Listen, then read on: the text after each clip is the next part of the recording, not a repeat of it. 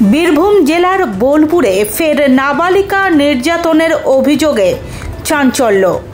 মাত্র 10 বছরের এক শিশুকে 2 টাকার লোভ দেখিয়ে দিনের পর দিন শারীরিকভাবে নিগ্রহের অভিযোগ উঠেছে এলাকারই এক প্রবীণ ব্যক্তির বিরুদ্ধে। ঘটনাটি ঘটেছে শিয়ানমূলক পঞ্চায়েত এলাকায়। এই ঘটনা জানাজানি হতেই এলাকায় উত্তেজনা ছড়ায়।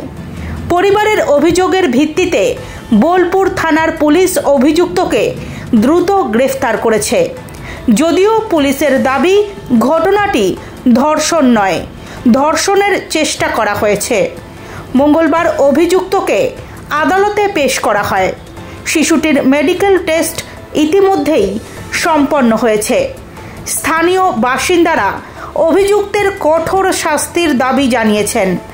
ধৃত অভিযুক্তকে আদালতে পেশ করে তদন্তের স্বার্থে নিজেদের হেফাজতে নিয়েছে পুলিশ। একদিকে দুর্গাপুর ধর্ষণ কাণ্ডে যখন তোলপাড় গোটা রাজ্য রাজনীতি, ঠিক সেই সময় বোলপুরের ঘটনা সামনে আসতেই ফের চাঞ্চল্য ছড়িয়ে পড়েছে।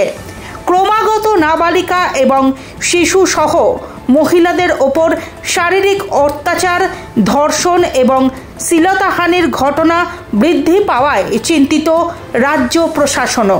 ইতিমধ্যেই ধর্ষণের ঘটনার রোধে রাজ্যের বিরোধী দলনেতা শুভেন্দু অধিকারী উত্তরপ্রদেশের ধাঁচে এনকাউন্টার করার জোরালো দাবি তুলেছেন। রাজ্যের মুখ্যমন্ত্রী দুর্গাপুর কাণ্ডে পুলিশকে কড়া ব্যবস্থা নেওয়ার নির্দেশ দিয়েছেন।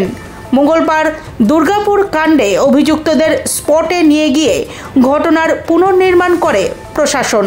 খতিয়ে দেখা হয় প্রত্যেকের ভূমিকা। মঙ্গলবার বিকেলে বালেশ্বর থেকে বিজেপি সাংসদ সহ একটি প্রতিনিধি দল দুর্গাপুরের হাসপাতালে যান নির্যাতিতার সঙ্গে দেখা করতে।